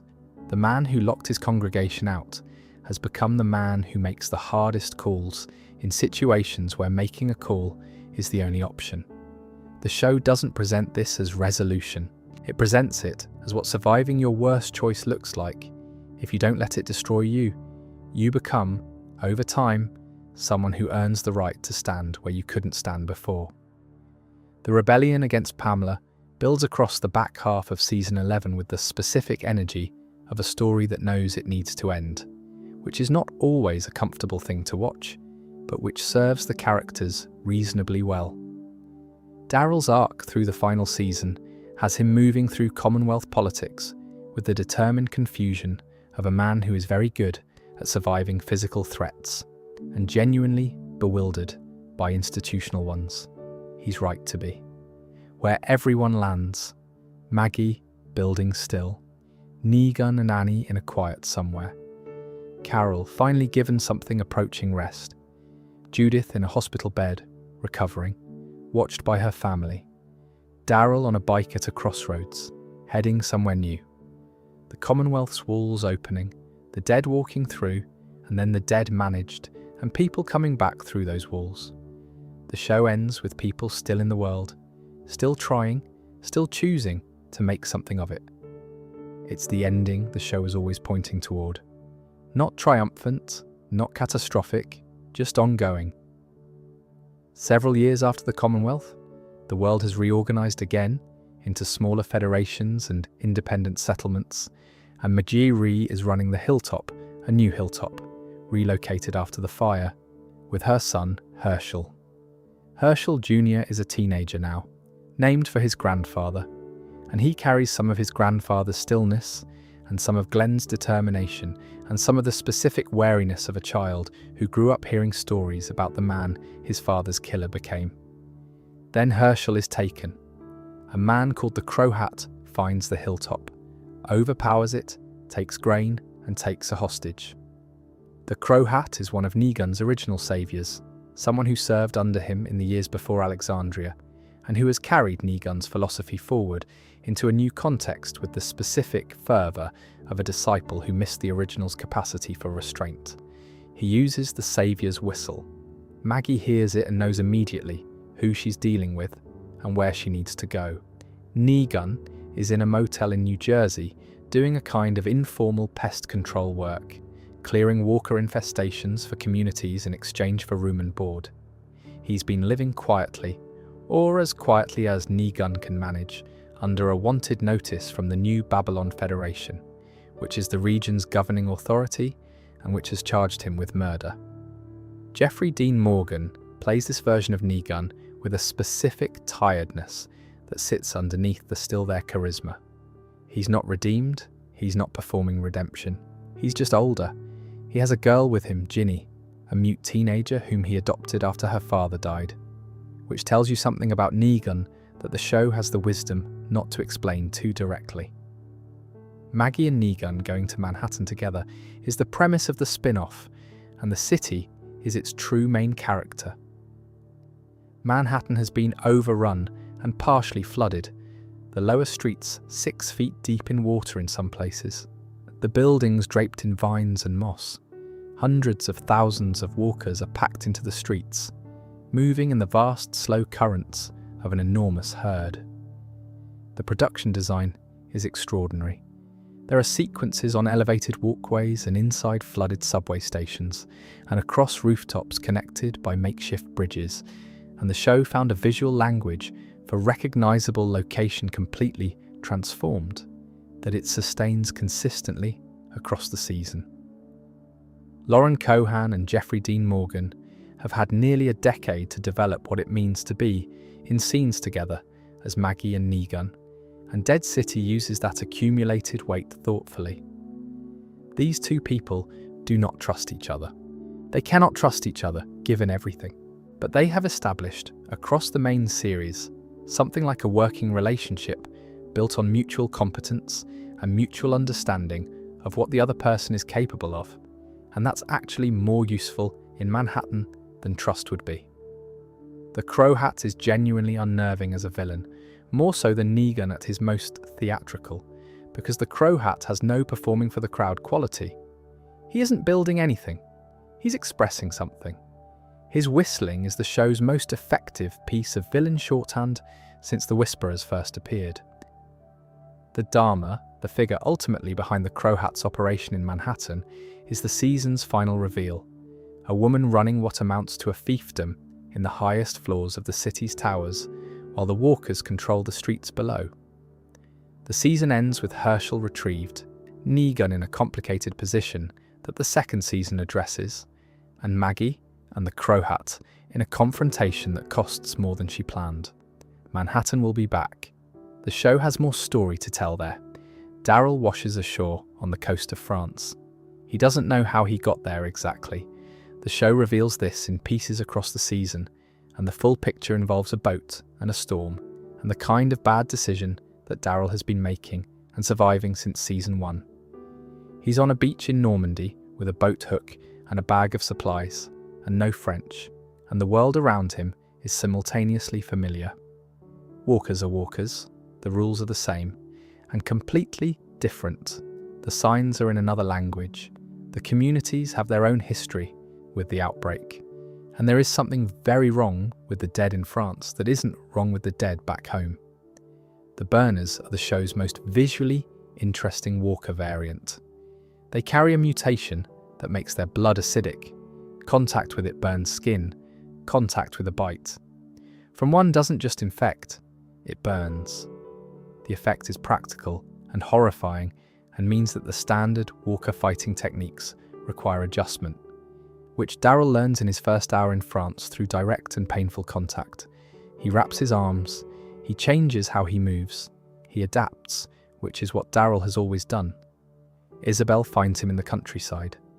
She's a nun at an abbey in the Midi-Pyrenees region, part of a small community of sisters who have been surviving by farming and scavenging and staying quiet.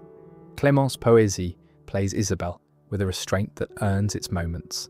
She was someone else before she was a nun, and the show reveals that gradually, and it matters to the story in ways that aren't immediately obvious.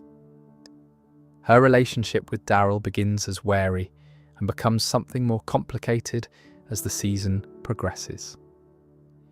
They are very different kinds of survivors who have arrived at similar conclusions about what surviving costs. The boy is not Laurent. Needs review.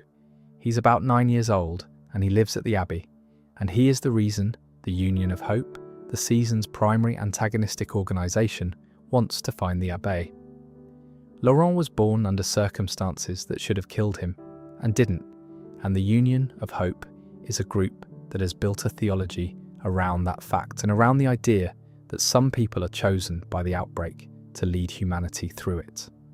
Laurent is their prophet. He doesn't know this yet. Junai is the season's human antagonist, a political figure who understands that the dead can be a weapon and has been working to weaponize them. She and the Union of Hope are in conflict, and Daryl and Laurent and Isabel end up moving through that conflict toward Marseille, where there might be boats.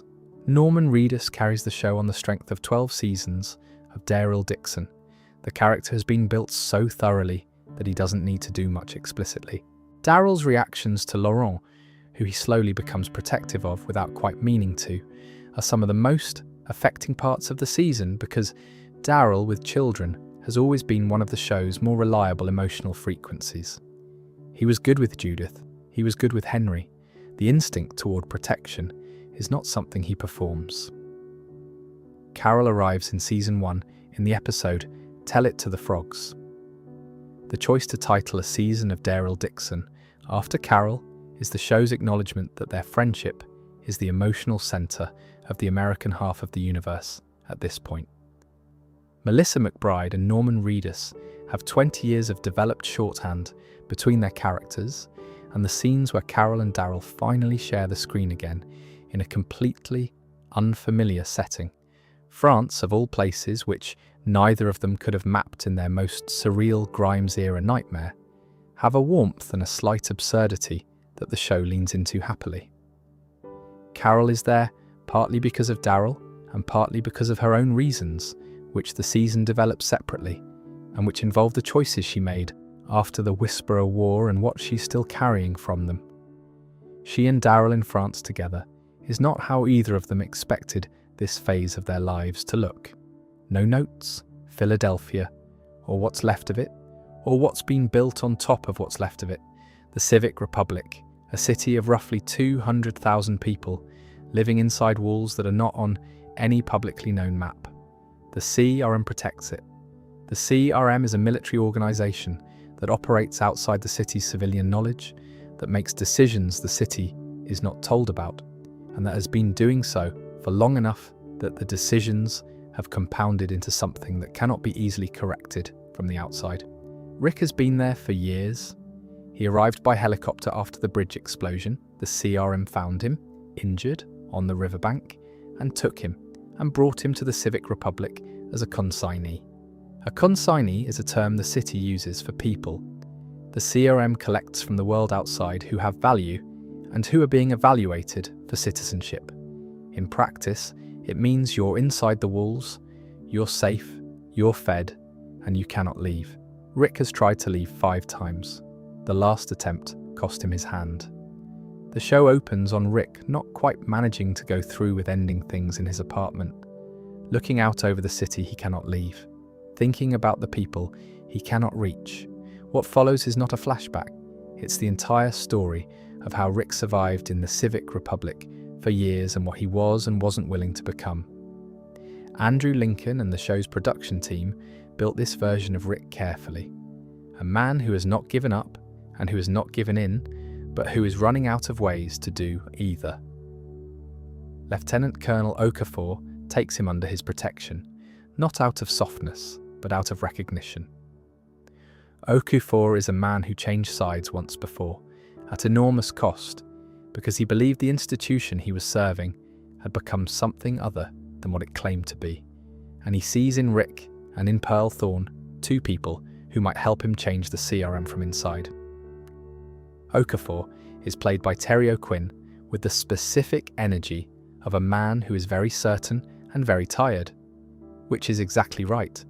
Thorne is Negan, with the violence removed and the intelligence kept roughly. Not quite that, but adjacent. She served in the South African Navy. She ended up on the wrong side of an ocean when things fell apart, and the CRM found her in the Atlantic, and she tried to shoot Okafor out of pure stubbornness rather than strategy, and he brought her in anyway. She is funny and ruthless, and one of the better new characters the extended universe has introduced. Michonne's parallel journey, the years she spent searching for Rick, the choices she made when the search reached its limits, the decision that brought her to the Civic Republic, is handled in intercutting flashbacks that accumulate weight as the series progresses. Danai Gurira came back for this.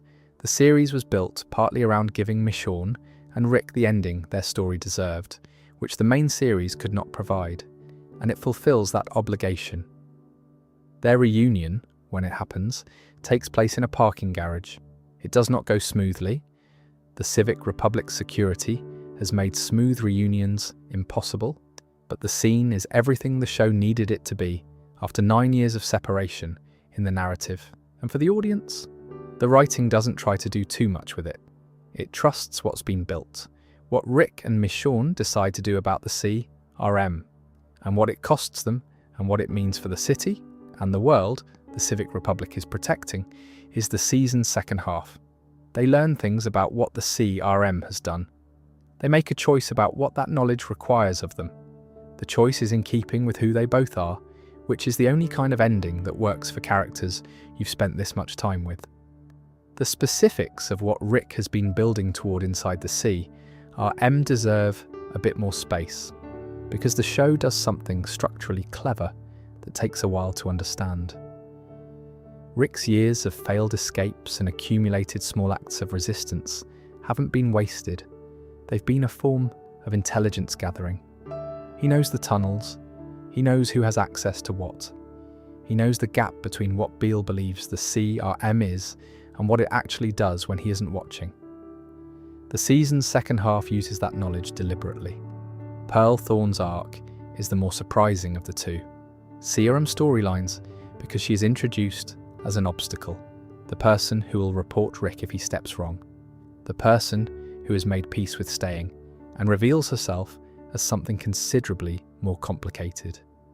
Her conversation with Rick about why she stopped trying is one of the season's better scenes.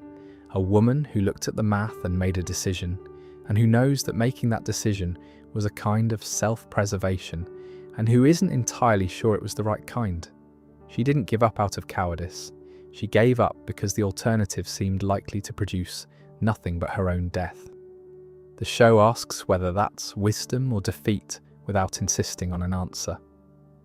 Major General Beale is the season's structural mystery, the man behind the institution that has been holding Rick.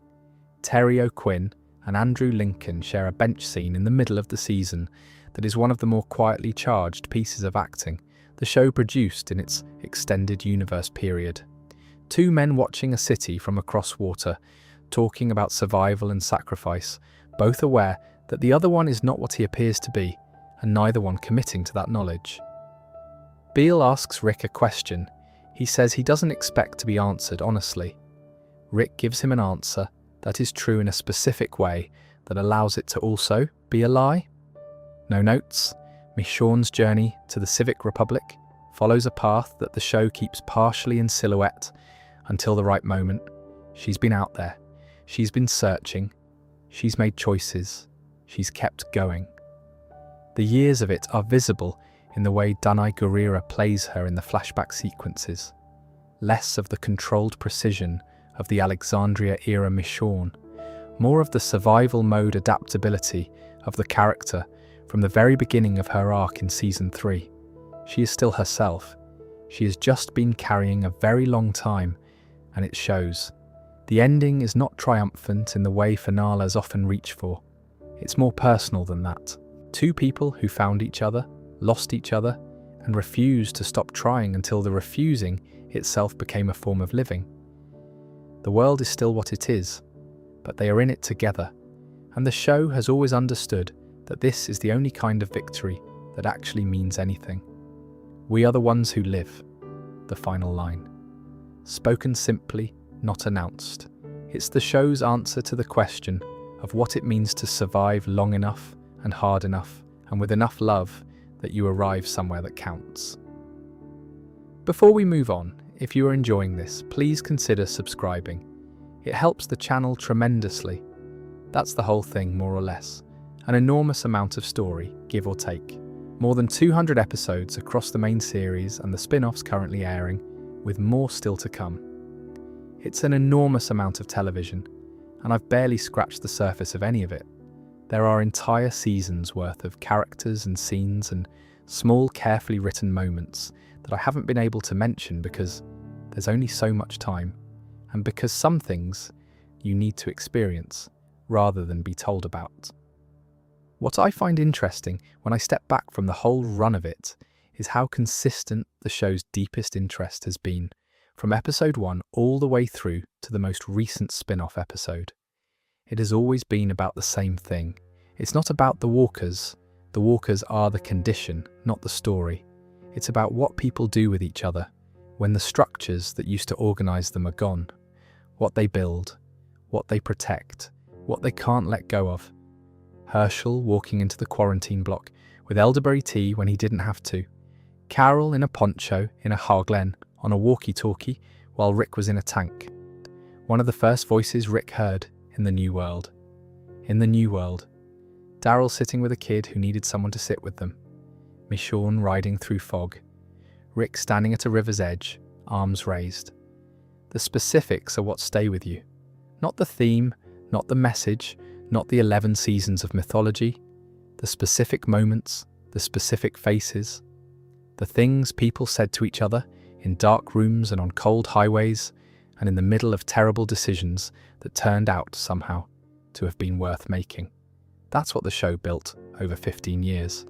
Not a franchise exactly, though it certainly became one.